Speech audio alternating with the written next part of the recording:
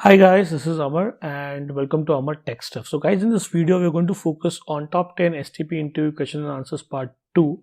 In part 1 guys, we saw from question number 1 to question number 5, which also included some scenario based question for STP.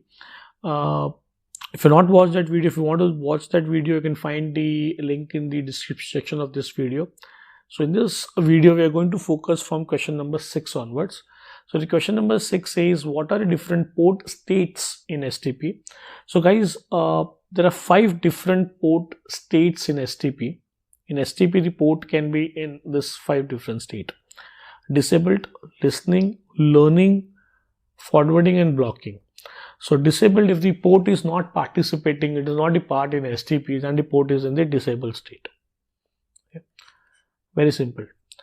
The port in the learning and also listening and the learning state, in both these states, the port is going to send and receive the BPDUs. In both these states, that is the listening and the learning state, data frames are not going to get forwarded. Okay, the port is not going to forward the data frames. In listening state, the port in the listening state will prepare to forward the data frames. Remember guys, it is prepared. It is not sending the data frames, but it is getting prepared to send the data frames without populating the MAC address, whereas in the learning state, it populates the MAC address. So that is the only difference in learning, in listening and in learning state. In listening state, MAC address is not populated, whereas in the learning state, MAC address is populated. But in both the states, data is not forwarded, data frames are not forwarded, whereas in the forwarding state, the data frames are forwarded.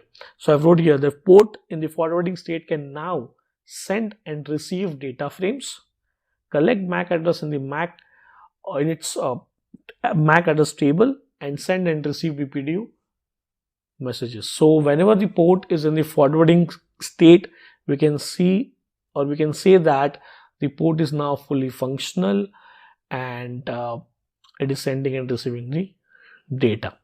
If the port is in the blocking state, it means that the data frames are not forwarded. It's just opposite to the forwarding. In forwarding, the data frames are forwarded. In blocking, the data frames are not forwarded. In blocking state, the port only listens to the BPDU messages. As we have discussed in the last video, STP actually blocks the port, moves the port into blocking state in order to avoid the L2 loops, layer 2 loops. What is the default time a port takes to transit from blocking state to the forwarding state? The default time a ports take to transit is 50 seconds from blocking to forwarding state. I'll explain you how it is. Now let's say this is the topology which we took in the last video also. So if this is the topology, let's say this is switch 1, this is switch 2, this is switch 3, and this particular port is in the blocking state. Okay, now if this link goes down, the link between 1 and 2, switch 1 and switch 2 goes down, then this port will remain in the blocking state for the next 20 seconds. Then it will go into the listening state. From listening state to the learning state, it will take more 15 seconds. And from learning to forwarding state, it will take more 50 seconds. So if you take the sum of this 20 plus 15 plus 15, it is 50 seconds.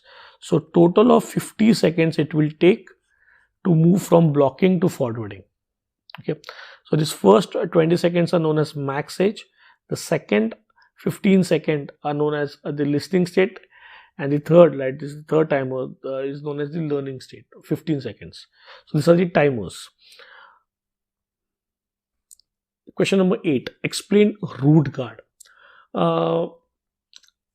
This is an interview question. I've not faced this interview question, but I thought that this may be an interview question. Most of time, some of my colleagues have faced this interview question.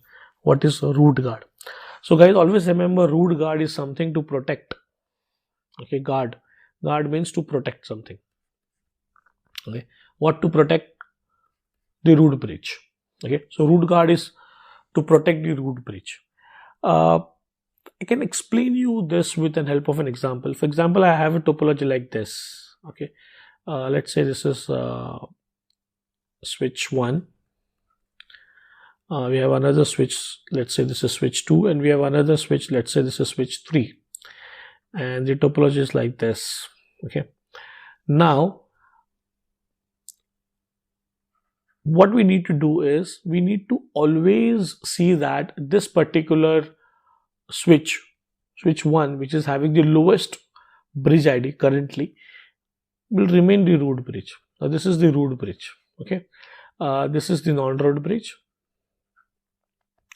and this is also the non-root bridge. Now I wish that this switch 1 should always remain the root bridge.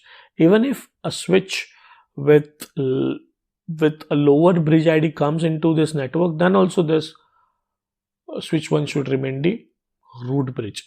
Now in case, for example, if switch 4 come into a picture, okay, which is having a lower bridge ID as compared to switch 1, and if it is getting connected to switch 3, okay, then what will happen? Then this switch 4 will become the root bridge, right? But this can create problems. Like if I enable root guard over on this port, okay, if I configure root guard on this port, and if a superior BPDU is received, superior BPDU means that particular port is receiving a BPDU which is having or from a switch which is having a lower bridge ID as compared to the current root bridge ID. Okay, so the switch 4 is having a lower bridge ID as compared to switch 1. So the BPDU what switch 3 is going to receive from switch 4 is going to be superior BPDU. So if switch 3 is receiving a superior BPDU from switch 4, and we have configured root guard on that port where switch 4 is connected, then switch 3 will put that port into root inconsistent, which is something similar to the listening state. It is not going to forward the packet from that particular port. So the configuration to do this is very simple. Just you need to go into this configuration mode and give this command spanning tree guard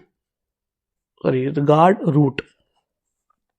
Okay, so to make a port as a root guard, configure a root guard, you need to give this command as spanning tree guard root.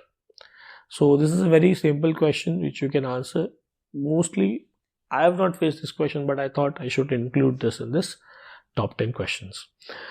Question number 9. This is a very popular question. Most of us who has given interview also might have faced this question. Explain spanning tree port fast. Now, port fast is an enhancement feature of STP, which actually speeds up the conversions of the access ports. For example, if I have a switch over here, now to this switch, for example, I know that this is an access port and a PC is going to get connected on this. Now, once I connect a PC on this, that port will not come up immediately, because it will go into that STP convergence, to that complete STP convergence. It will take 50 seconds to come up. Now I can speed up, because I'm very sure that I'm not going to receive any BPDU on this port, because PC is going to connect and PC is not going to send any BPDUs.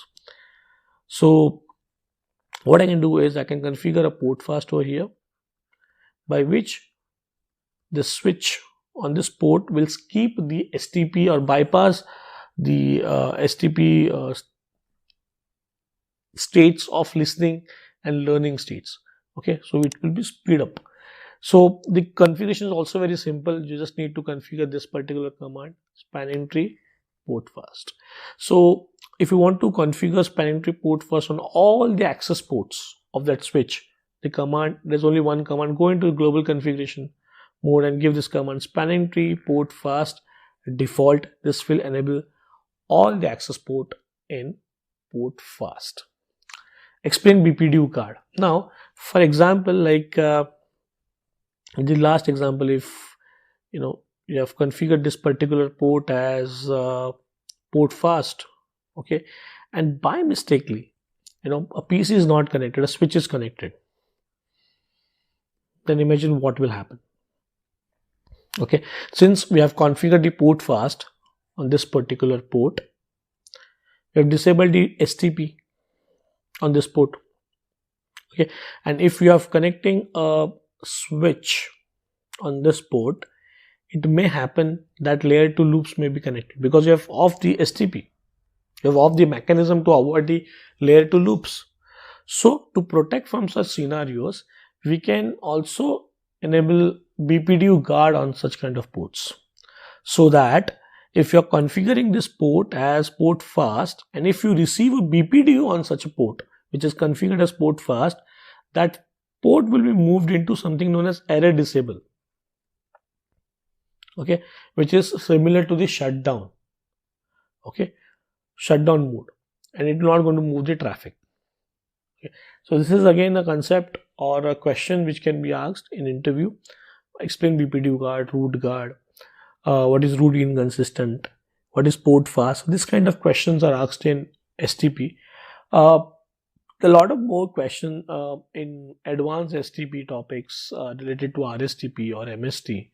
So if you want that, guys, that I should make a video on that, let me know in the comment section. I'll make a video on that, because I need to cover top 10 question answers for only on STP. I'm not going to make anything related to advanced STP options in this particular video. If you want, let me know, I'll make a video on that. So I'll end up my video here. If you really like this video, guys, please do subscribe to my channel, Amar Tech Stuff, and please do like and share my video, and share it with your friends, so that whoever is appearing for an interviews, planning to appear for interviews, it will help all of you.